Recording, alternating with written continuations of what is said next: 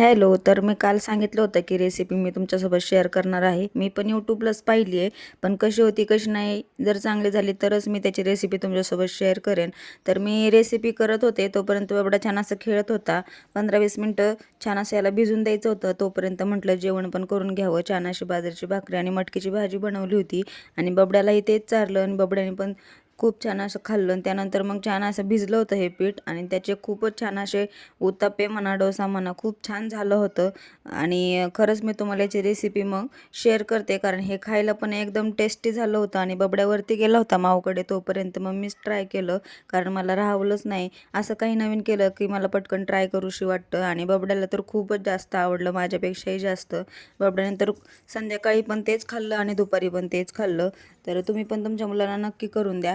तर इकडे रुद्रचा डान्स होता शाळेमध्ये, तर तोच तो करून दाखवत होता. आणि संध्याकाळी बोंबीलची भाजी केली होती आणि मी काय खात नाही, त्यामुळे मग आहोने छान असं मला चायनीज आणलं होतं आणि संध्याकाळी छान असं चायनीज वगैरे खाल्लं. आणि असं होतं आजचा दिवस. तर चला, एक फॉलो करायला विसरू नका.